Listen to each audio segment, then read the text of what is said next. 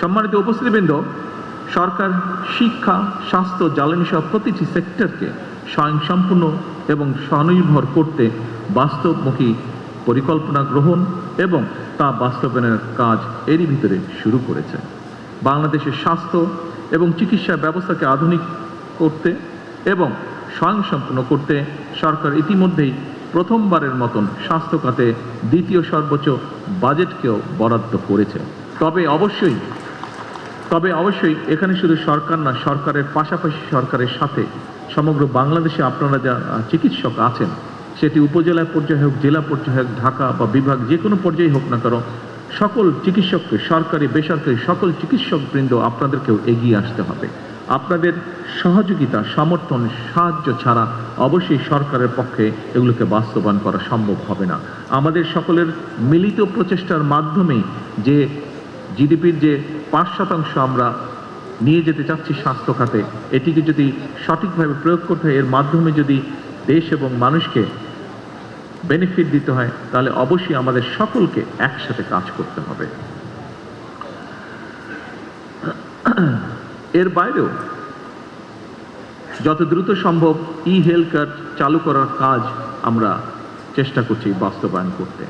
এর বাইরে প্রতিটি উপজেলা স্বাস্থ্য কমপ্লেক্সকে 101 শয্যা বিশিষ্ট হাসপাতালে উন্নীত করার সিদ্ধান্ত এরই ভিতরে নেওয়া আছে, যা আপনারা সকলেই অবগত আছেন।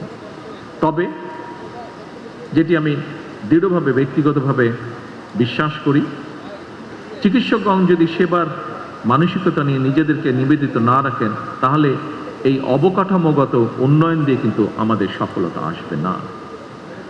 উপস্থিত চিকিৎসকবৃন্দ, সম্মানিত অতিথিবৃন্দ, সকল উপস্থিতিবৃন্দ, আমি জানি দায়িত্ব পালন করতে গিয়ে আপনাদেরকে নানা সীমাবদ্ধতার মুখোমুখি হতে হয়। তারপরেও কিছু কিছু ক্ষেত্রে অনিচ্ছাকৃত অবহেলা বা দায়িত্ব পালনে শৈথিল্য একদিকে সরকারের সামগ্রিক কার্যক্রমকে প্রশ্নবিদ্ধ করে, অপরদিকে চিকিৎসক কিংবা চিকিৎসা ব্যবস্থা সম্পর্কেও জনমনে অনাস্থা তৈরি করে। এক্ষেত্রে দেশের মানুষ চিকিৎসকদের কাছ থেকে আরও দায়িত্বশীল এবং মানবিক ভূমিকা প্রত্যাশা করে। আসুন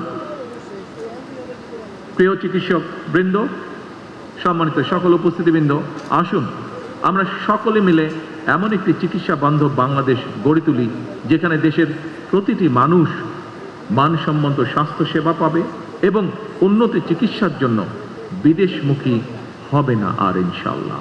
এই প্রত্যাশা করে এবং ড্যাবের সাফল্য কামনা করে আমার বক্তব্য শেষ করছি। আল্লাহ হাফেজ। বাংলাদেশ জিন্দাবাদ।